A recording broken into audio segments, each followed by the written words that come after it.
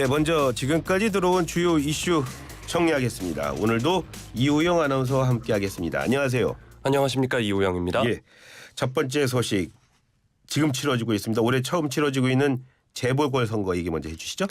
네, 4.5 재보궐선거 투표가 오늘부터 시작이 됐습니다. 예. 중앙선관위에 따르면 일반 유권자 투표 시간은 오전 6시부터 오후 8시까지로 지정된 투표소에서 신분증 확인 절차를 거쳐 참여할 수 있고요. 예. 코로나19 격리 유권자들은 오후 8시 30분부터 오후 9시 30분까지 투표할 수 있습니다. 그리고 사전 투표가 이미 있었는데요. 예. 지난주 금요일부터 토요일에 진행을 했습니다. 보통 투표가 좀 다릅니다. 저녁 8시까지 하실 수 있고요. 또 코로나로 아프신 분들은 더 늦게까지 또 투표가 이어지니까 참고하시면 됩니다. 네. 이번 재보선 지역은 총 몇 군데서 치러지죠?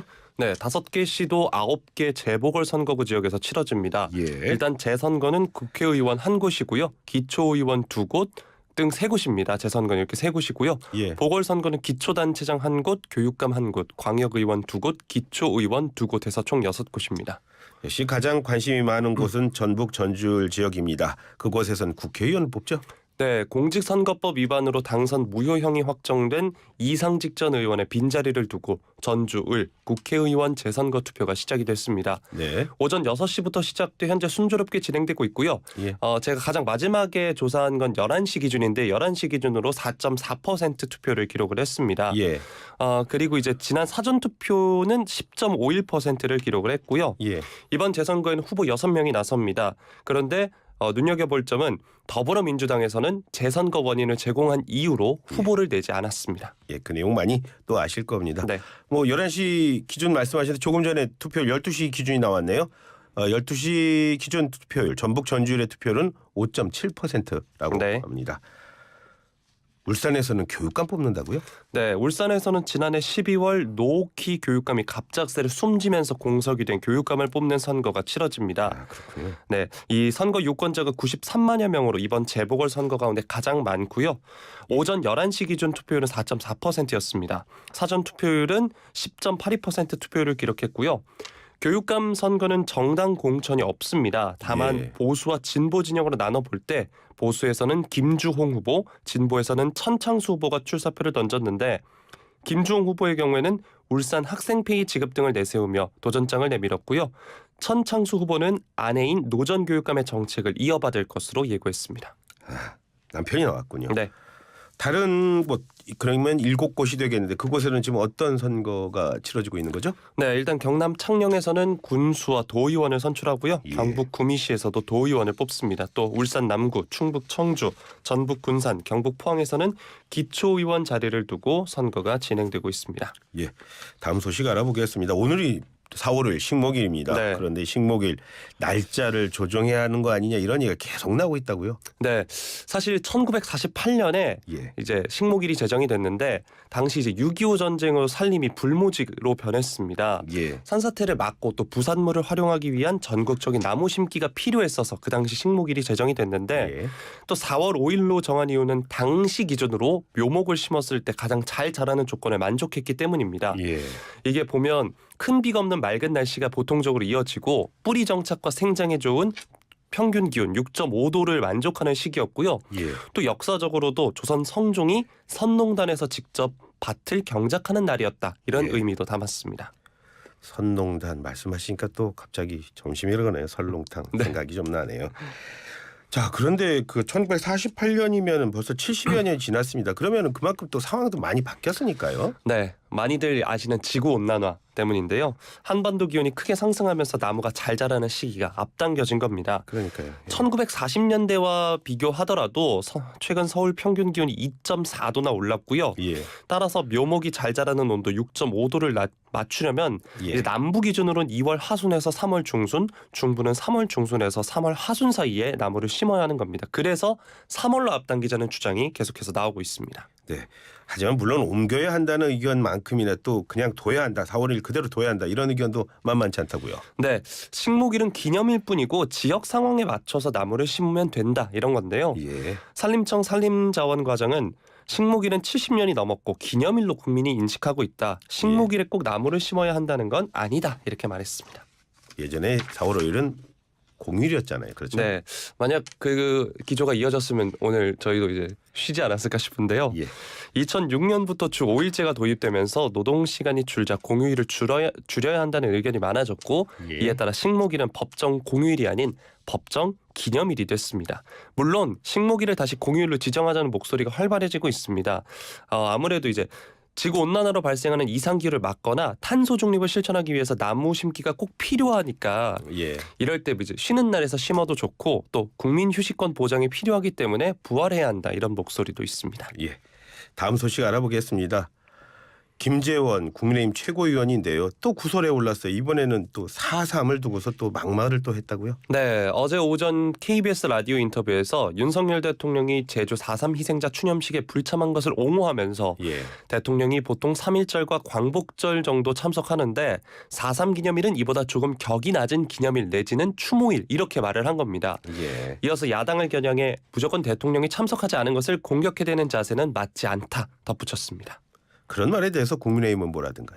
네, 당 내에서도 비판이 이어졌는데요. 특히 김기현 국민의힘 대표는 자신의 SNS에 김 최고의 국경일과 기념일 차이를 설명하는 과정에서 일부 정제되지 못한 표현으로 논란을 일으킨 점 지적하고 상응하는 조치를 요구했다. 유감의 뜻을 전했다라고 했고요. 예. 국민과 당원에게 눈살을 찌푸리게 하는 행태는 더 이상 허용할 수 없다 덧붙였습니다. 지금 김기현 대표 말씀하셨지만 가장 궁금한 사람 홍준표 대구시장 그리고 이준석 전 대표는 무슨 말했습니까? 네, 홍 시장은 SNS에 입만 열면 실언하는 사람을 징계는 못하더라도 최고위 출석 정지, 언론 방송 출연 정지라도 시켜라 하면서 김 최고위원뿐만 아니라 당 지도부를 향해서도 쓴소리를 했습니다. 예. 또 친 이준석계 허은하 의원도 국민의 일반 마음에서 벗어나 내년 총선 필패의 길로 달려가는 이유가 뭔가 제발 예. 국민 눈치 좀 살피라 이렇게 꼬집었습니다. 지켜보는 민주당은 또 뭐라 그러던가요? 네, 강선우 민주당 대변인이 어제 논평을 냈는데요. 예. 또다시 막말로 우리 국민, 유가족 4.3 희생자를 모욕했다. 그러면서 이 김 최고위원에게 집권 여당의 최고위원이 아니라 극우 유튜버가 더 잘 어울린다 이렇게 말을 했는데요. 예.